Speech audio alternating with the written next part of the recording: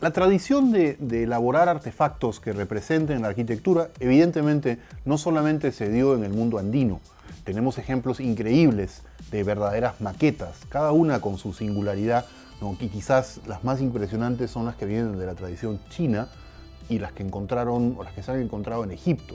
Las maquetas egipcias son singularísimas porque representan con un nivel de detalle la vida cotidiana de las personas, ¿no? En un mundo construido en miniatura, en un mundo poblado de animales, de personas trabajando, ¿no?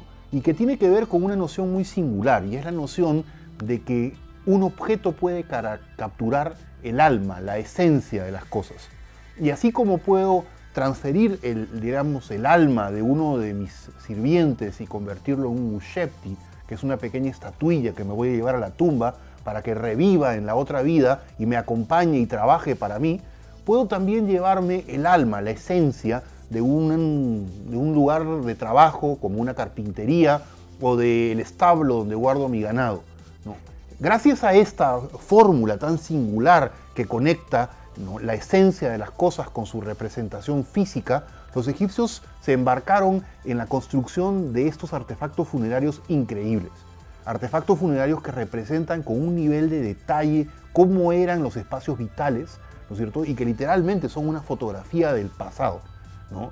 Particularmente hay una colección encontrada en la tumba de Menencaure que tiene no solamente una colección enorme de barcos de diferentes tipos que recorrían, ¿no?, el Nilo, sino que tiene todo un conjunto de diferentes habitaciones, graneros, zonas de trabajo, una curtiembre, que representan con un nivel de calidad impresionante cómo fue la vida en el Antiguo Egipto.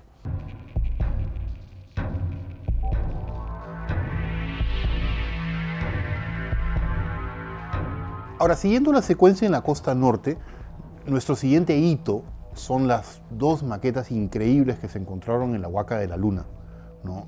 Que no solamente son increíbles por su belleza, sino porque son maquetas que representan claramente grandes patios con un edificio central en la parte frontal, un acceso en el mismo eje, ¿no es cierto?, que todo parece indicar corresponden a las grandes plazas de Chan Chan.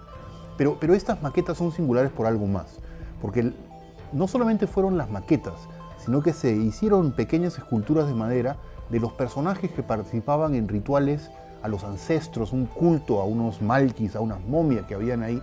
Y estas pequeñas figuritas, ¿no?, que podrían ser el equivalente de tener una caja, ¿no?, de Lego con las pequeñas figuras, fueron cosidos en su sitio. Es decir, que no tenemos que adivinar dónde iban las pequeñas figuras, sino que se tomaron el trabajo de indicarnos con precisión la ubicación y todo el despliegue, la organización del ritual. Estas maquetas son un salto para adelante.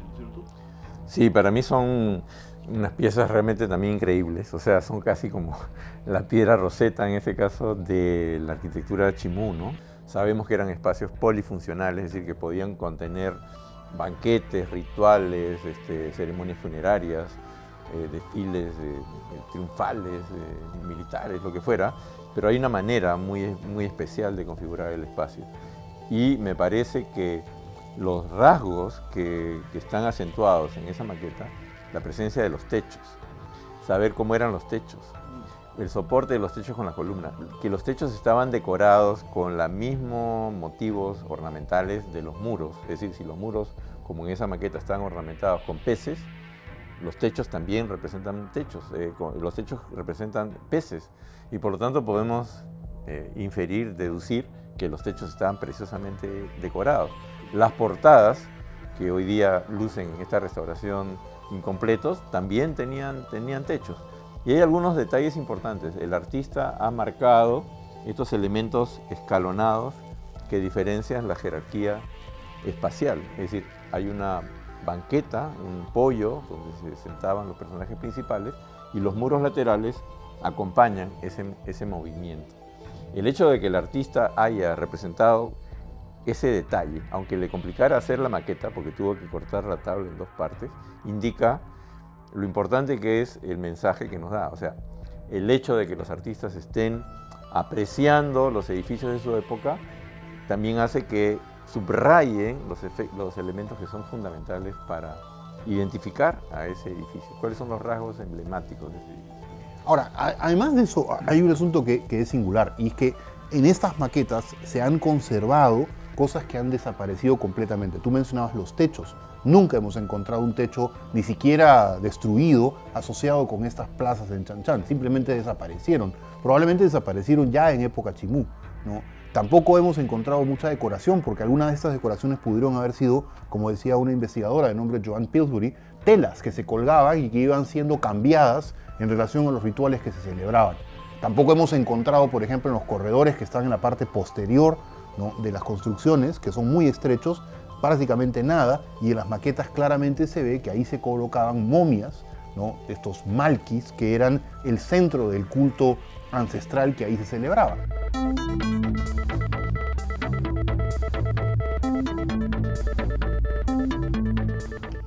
Bueno, ¿sabes qué sucede? Que las maquetas específicamente siempre han tenido una carga de fetichismo importantísimo, ¿no?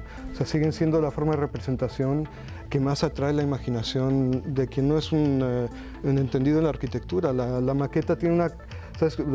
Nabokov hablaba de cómo el cambio de escala de los objetos es fundamental en el arte, ¿no?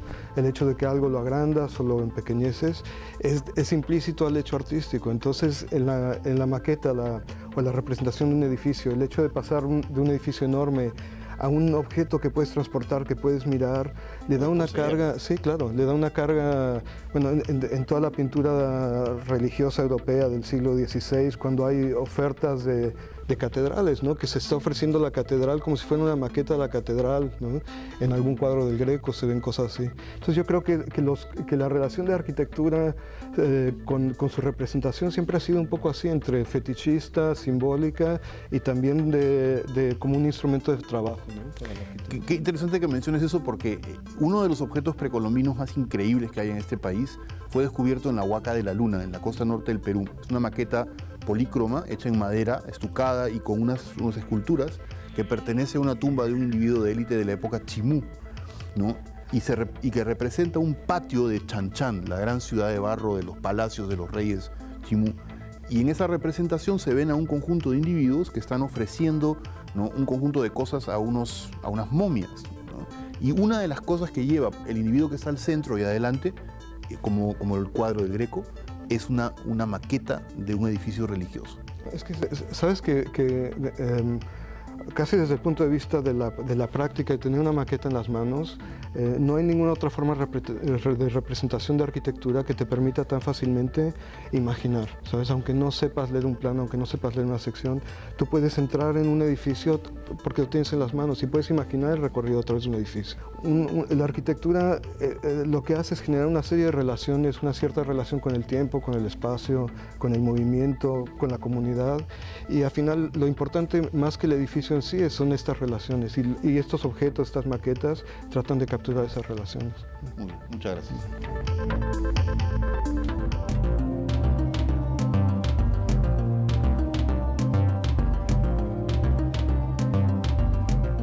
La información que nos ofrecen estos objetos cuando los encontramos en los contextos arqueológicos, particularmente en las tumbas donde aparecen, nos estaría diciendo algo respecto a la relación entre la maqueta que encontramos, lo que ella representa y la persona que está enterrada. Estas maquetas han sido encontradas solamente en tumbas muy grandes, con individuos muy poderosos, si tomamos en consideración la cantidad de energía que se, digamos, gastó en la preparación de sus tumbas. Es decir, que hemos resuelto una de las tres áreas que queríamos resolver. ¿Quiénes son las personas que están enterradas? El segundo problema tiene que ver con las maquetas mismas. Como hemos visto en las entrevistas anteriores, las maquetas representan lo que parecen haber sido edificios reales. Y particularmente las que encontramos en San José de Moro tienen una, digamos, directa relación con edificios que han sido hallados en algunos de los sitios mochicas más importantes de esta región. En el Cerro Chepén encontramos algunos templos, ¿no?, donde aparecen murallas concéntricas, donde aparecen plazas como las que vemos en las maquetas, donde aparecen podios y rampas. Mucha de la información que ha desaparecido en los sitios arqueológicos la podemos encontrar en estas maquetas. O sea que el segundo punto es el hecho de que estas maquetas efectivamente representan a edificios reales y nos ofrecen un nivel y una riqueza de información que ni siquiera los mismos edificios nos pueden dar. Y con eso hemos resuelto entonces la segunda columna de nuestras 3 columnas. Ahora los sitios. Estos sitios que son representados en las maquetas son evidentemente sitios de mucha importancia, son edificios muy bien construidos, con buenos materiales, con un plano y un diseño muy bien definido y preconcebido. Son edificios ceremoniales que seguramente fueron templos o palacios o lugares de culto o lugares de gobierno o quizá todas estas cosas en diferentes momentos. Las maquetas pudieron haber sido colocadas dentro de las tumbas precisamente como representaciones de la relación que existía entre un sujeto, una persona determinada, y uno de estos edificios que vemos en los sitios. Usted dirá que esto es algo muy complejo, muy raro, pero la mayoría de los peruanos, los que estamos casados, tenemos un objeto semejante en nuestra mano. El anillo que tenemos representa una relación que establecemos entre 2 sujetos, 2 personas, ¿no? Esta relación, que es una cuestión abstracta, ¿no es cierto?, que está basada en relaciones simbólicas, en relaciones sentimentales, en relaciones que están fraguadas en términos legales, además, o religiosos, se va a materializar y simbolizar en un artefacto que lo representa, que es este anillo, ¿no es cierto? La relación que yo tengo con mi esposa está de alguna manera materializada con este artefacto que vemos aquí.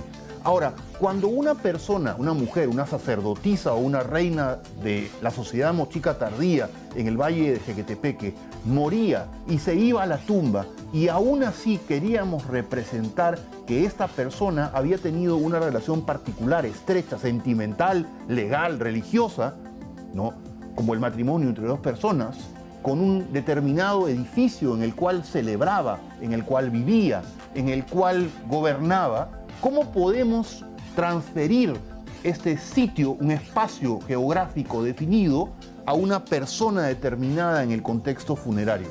Pues la maqueta aparentemente tenía ese efecto. La maqueta representaba simbólicamente la relación que existía entre una persona y una cosa, en este caso un edificio.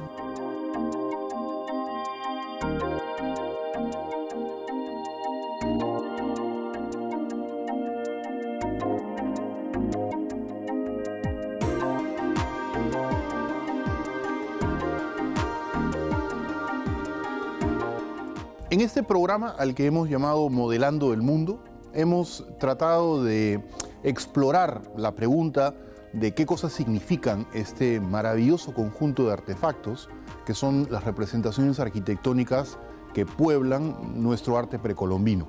Son estas maquetas hechas por arquitectos como modelos que preceden a la construcción del edificio, o son estas maquetas, ¿no?, representaciones de edificios que ya existían. Esta pregunta es central, es importantísima, puesto que en el primer caso son medios para un fin, pero en el otro caso son más bien representaciones simbólicas cuyo función, cuyo contenido, ¿no?, escapa un poco solamente al objeto que está siendo representado, y por lo tanto lo que hacen es capturar la esencia de los objetos, ¿no?, y de las relaciones que en ellos se dan. Las representaciones arquitectónicas parecen enfatizar más que el edificio representado, lo que ocurre dentro de él y el rol de las personas que se relacionan con ellos. Es decir, que no solamente nos dan una muy detallada imagen de cómo eran los edificios antes de que se convirtieran en las ruinas que hoy día encontramos, sino que además nos hablan específicamente de para qué servían estos edificios, para qué los seres humanos se tomaban el trabajo de invertir una enorme cantidad de capital y recursos en la construcción de estas obras que aún hoy día nos sorprenden.